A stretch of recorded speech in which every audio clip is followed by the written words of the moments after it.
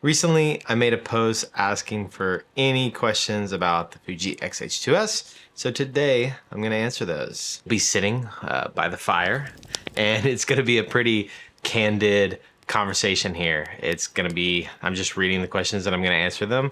I'll have the timestamps down below though, because it might be lengthier because I might get a little wordy, and I'm just gonna not really chop that up too much because this is going to be polished. This is going to be like you were sitting around a campfire and we were all talking about the XH2S. Is that because I'm being lazy? Maybe. Or maybe I just think it'd be a cool feel to this video. So anyway, we'll dive right in to those questions right here. The first question, what is your favorite lens on the XH2S? And they asked two questions actually. They kind of cheated. And do Sigma 18 to 35 perform good enough on XH2S? Usable AF performance. I'll start with the first question. I would say that the 18 to 35 is probably one of my favorite lenses on this camera.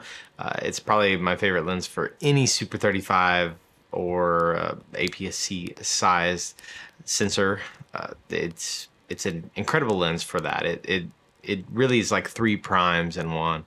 And so you really can't beat it. I wish there was one made native for Fuji because I bet it would work even better. However, it seems to work great with the Fringer. And so the other lens that I would mention would be my Tamron 24-70, and I use a Metabone speed booster, and it is a crazy good combination because you're getting basically full frame 24-70, which is just a lot of range. And so I love using that combination too.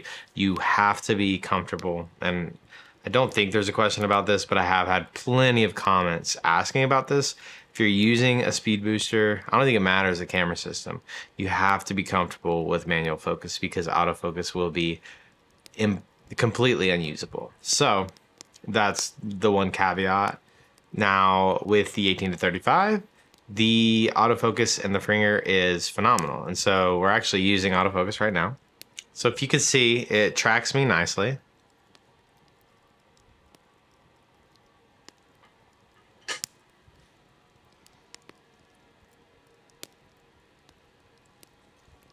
I don't know if it stuck to me or not.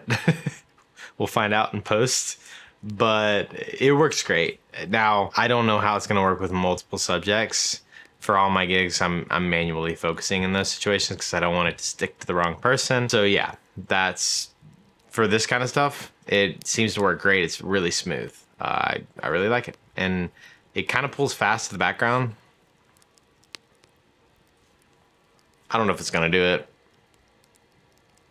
Actually, that was pretty smooth. I've seen slower pulls. I do have it on like the lowest settings, but I'm pretty happy with the manual focus or the autofocus, at least in this case. If I were to get different lenses that were like Fuji native mount, then I probably would get the Sigma primes. They are incredible lenses. They're extremely affordable. And yeah, Sigma Art Series is just phenomenally sharp and fast lenses. The Fuji lenses, if you have the budget and you really want to dive into the Fuji system, they're getting better with autofocus, but the Sigmas have had a lot of use and it's smooth from what I could tell for like pulling focus and all that.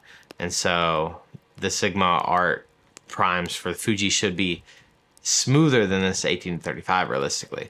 And so that's probably what I would invest in if I were to get some primes for the Fuji. There's also the Tamron zoom lens, which seems like it would be really nice. The 17 to 70, maybe I'm tripping on that. I don't know. I would look into the Tamron zoom as well. Fuji makes some incredible glass, but the third party glass is up there just as good. You're just gonna miss out on the aperture ring, so that's a trade-off maybe. If you really wanted the aperture ring and you really wanted to get the best possible glass for it, Fuji would probably be better, but Sigma is incredible glass, so that's what I would do. Okay, nice cage. Do you have a link from where you bought it? And we also got, what cage and co you use. I had to clarify, co is accessories. And so the list of accessories vary significantly, but you know, I have the small rig monitor mount. The cage is just the small rig cage. It's the only cage, as far as I know, that exists for this camera. I'll have everything linked down below for that. And while you're down there, if you could check out any other things, you could see what I use for wedding days and all that. And then if you could hit that like button and subscribe, that would also be awesome. I'll obviously use different monitors. Those will be linked below as well, but really the main things will be that cage, the mount. Those are staples that remain on, you know, my camera. Can you make a demo how you set your custom settings and using it in different scenarios? So I really did pretty much do that at the end of my setup tutorial for this camera, and I'll have that linked. I'll have that right above as well. And at the very end, you'll see where it says custom settings, and I kind of give an example of each of those settings. But in short, custom 1 I use as kind of just my bread and butter B-roll 4K 60, and then the custom 2 is 4K 24, anything I'd use for A-roll, talking heads, stuff like that.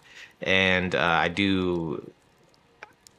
now I'm doing 200 megabits a second for 4K 60 and 100 megabits a second for 4K 24. I plan to upgrade my cards later because I'm dual recording and I wanted to record my SD card reliably. I have recorded 360 in 4K 60 reliably to my SanDisk Extreme Pros, but it's technically not rated for that, and I don't want any issues with, you know, it writing weird to the card. So that's what I'm doing right now, and I've not seen any issues in color grading. I've been happy with the results. I want to upgrade to have the flexibility later. But that's kind of what my settings are for those two. Custom 3 is what I use for the open gate. If I did want to do 6K 30 open gate, then that's custom 3. Custom 4 is the super slow-mo 120, whatever. I'll probably never use it. And custom 5 I use actually for like a slow shutter kind of trippy effect. Just something unique that I like to have for that. Custom 7 I actually have is basically like, if I were to plug it in as a webcam, it's a nice Eterna with, you know, the color and shadows and all that in its natural form, where typically I'm only recording an F-Log, but I have that set if it was like something really quick, if I was traveling, or also really mainly like for webcam. So I know I said I was gonna link that all above and have you go watch that, but I just told you what all those settings were. But still, you can really dive in and see why I use whatever I use in that video there. Is 720-bit worth shooting over lower bit rates? I ultimately don't think so in 99% use cases. I have had great results with 200 megabits a second. It also depends on the frame rate you're shooting in, right? And so 4K 60, you're gonna want higher bit depth, but essentially 720 is going to be if you need to like key a green screen, or if you just really need a ton of color to work with in post. I think you'd be hard pressed to find a difference in most use cases. It's not worth the storage for me to do 720. I do want to do 360, but 720 is going to be twice the file size. There would be very few use cases. If it was something like a product video and I needed to change the color of the background and stuff like that, then maybe I would dive into doing that. But for my use cases, in most situations, anything that I use is 200 megabits a second, even 100 megabits a second for 24p. And you know, the goal is to be at 360 soon once I upgrade all those cards. The issue is when I upgrade cards, I have to upgrade like 6 of them. And so it gets pricey quick. So, okay, just need clear information about autofocus. It would be better if you make a dedicated video on autofocus by putting this camera in very hard situations that we can understand how it's going to perform. So, again, every test that I've done with this camera and everything has really been benchmarks for me to make sure it's going to be a camera I'm going to use for years and be really happy with. And I don't use autofocus except literally every video you've seen that I've posted for YouTube alone, that's the only time that I've used autofocus. And so I haven't really even put it through its paces other than this talking head stuff. I will say it seems to be performing well, but to me, the biggest number one issue that would keep me from using it, period, the number one reason I can't use it professionally is because the box, it doesn't have a zone, which I don't love. I love the idea of having a bigger zone, and so it's a smaller box, as big as you can get the single point box. But then the bigger issue is if I did want to do face and eye, which is nice, I can't track a specific subject in video, only photo, which is kind of beyond me. Maybe the processing power isn't there yet, but this camera seems to have so much going for it. I don't understand why it can't do that as far as processing power goes. So if it was put in tough situations, I don't think it would necessarily do well. But I mean, it does handle kind of like if something's passing in front of it. It looked like, I can't tell from this far for sure, but it looks like it kind of grabbed onto my hand. You can adjust those settings later, but I think the biggest thing is if you're in an open situation where there's not many subjects to distract, then face and eye should work fine. But if you have a lot of subjects, then I don't know how it will interact. I'll try to do a video soon with that because I get so many questions about it. I'm kind of, honestly, I don't even really know how to use autofocus. I even have a Canon R6, which is supposed to be one of the best. And even that camera, I hate autofocus on it, and I don't know how to use it. So I'll do my best to kind of put something together and maybe even compare it to the R6, just so we do have answers about it. It's just lower on my priority list, but I know it's high on y'all's priority list, so let me see what I can do. Are long adapted lenses with stabilization fighting OIS? So I think mainly what he's asking here is IBIS fighting the OIS if it's, a long focal length. And I have had some weird things with my Metabones and OIS fighting the IBIS in a weird way. And it sometimes happens, sometimes it doesn't. And it makes it actually jittery, like that there's no IBIS or OIS at all, but it's cleans up super nice in post, which is very odd. It's like kind of stabilizing, but also kind of making micro jitters happen still. However, with adapted lenses or non-adapted lenses, from what I've seen, it seems to be great. The only other lens that I have that has OIS is a Tamron 7200 that I use with the Metabones, and that seems to be doing pretty well. Really, the IBIS seems to work with the OIS for the native lenses from what I've noticed, but I'm also not 100% sure. I'm just going off of what I've seen from other people because I don't have any native lenses. But yeah, the IBIS is phenomenal, and you really could, if you could, which you can't, which is one of my gripes, if you could turn the OIS off, the IBIS is pretty much all you would need to, or vice versa. Sometimes I like the OIS because it has a natural sway to it as well, but you can't have everything, I guess. Okay, again, how's autofocus? I'm gonna make a video for y'all. It seems to be great. It's right up there with Canon and Sony. You can't subject track, which kind of sucks, but that's really the only knock against it, in my opinion. How's the autofocus and IBIS worked in different situations? In what cases it works good and where it's not kept up with competition like Sony a7 IV. So I kind of mentioned how it doesn't keep up with the Sony a7 IV. It's not going to be as smooth from everything I've seen and from my experience too. It's not as smooth. It doesn't have as custom options where it just really smoothly pulls focus. The other issue is you can't subject track. The IBIS, on the other hand, is more stable than Sony from everything I've seen and from what I've tested. And it locks on more, and so it doesn't have as much natural sway.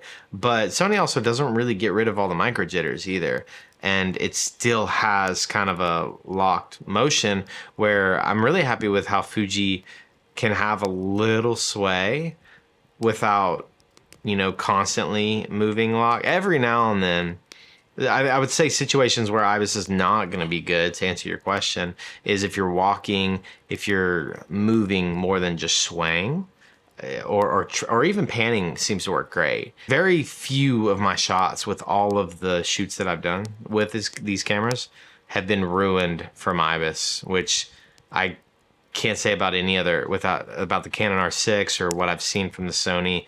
I have seen like plenty of movement. The Sony seems to be better than the R6. I would say it's pretty neck and neck with Fuji as far as IBIS goes. Is it true that sometimes it freezes and is buggy? So I have heard plenty of reports on this and seen pictures of people's screens freezing. We have 2 XH2Ss. We have shot 3 weddings. We've shot multiple corporate gigs and 1 other shoot, essentially. All of them video. I don't know if that makes a difference, but everything we've done with these cameras has been video. And we've used it for a live stream. And I've done all these YouTube videos on it. All that to say, it has never locked up on me. Neither of them. I have used the original firmware, and now I'm on the 1.01 or whatever the second one the second one they released. They have since released another one that I think they said is for the freezes. I haven't even updated to that one yet, but I have had no issues. As far as I'm concerned, it's a non-issue. It could be an issue in some, I think, photo modes or when you were kind of changing some settings, but it has not been an issue at all for me. So buy in confidence if that's what's holding you back. Is ES or MS better? ES should be better than most cameras because of the faster readout speed. If you're worried about the, warbly, what's it called? Rolling shutter. If you're worried about rolling shutter, then I would not be. It is such a fast readout speed that rolling shutter essentially doesn't exist. Unless it's like the fastest of cars or something with incredible speed, I don't think it would be noticeable at all. If you don't need the super fast shutter, then yeah, maybe do mechanical shutter just to be safe on if it is something with fast speeds. But as far as electronic shutter goes, this is one of the best. And if you are someone that wants really fast bursts, the trade-off is 100% worth it, because getting 40 shots in 1 second or whatever the insane number is on that is worth the smallest bit of, rolling shutter that you might see that you probably won't see unless, again, it's a really fast moving subject. So the only time I would say be really careful with electronic shutter is you could get some weird banding issues with artificial light or LED lights or some situations indoor. So if you're indoor, take some pictures, check it maybe first beforehand. That's the only instance that I would be concerned about that, though. The last question that we got: how is OpenGate on the XH2S? So OpenGate is really cool. I think it's the coolest feature for this new camera system because it's just, you don't really see that in many mirrorless cameras. I know Panasonic offers that, but it's really neat to have that. And I think now more than ever it's needed because of where social media is going. We're all viewing things on vertical screens. And so one thing that is hard being a video creator in 2022 is shooting things horizontally, literally the format that we've all used for so long, and clients needing most of it to be vertical. And, for us and for them too, like, the end product usually is going to be horizontal, but they're going to want to chop everything up and have vertical reels. It makes life a lot easier because you can crop into that sensor and have a vertical shot, but then also crop horizontally as well. And it just gives you a little bit more room to play with. And so it's really cool. I haven't used it too much because the work that I'm doing, I don't really need the vertical stuff. I do have some projects coming up and every now and then where I know they're going to want a lot of TikToks or Reels and stuff like that, but they're also going to want stuff for their website banner and stuff. And sometimes I would literally reshoot those because I knew I had to go vertical and I knew I had to go horizontal, or I would just give enough headroom. But now I can kind of go in between and leave a little bit of headroom and then crop in horizontally and crop vertically. And so open gate's cool. It looks awesome. You don't have to do not raw, but you don't have to do ProRes with it either, which is really nice because ProRes is gonna chew through your cards. That's gonna be a whole nother topic, but I think ProRes is an incredible feature for this camera, but it's also maybe one of the more overrated features of this camera, because I would argue most people aren't going to need ProRes. H.265 is a super capable codec. We get 422 color in that now.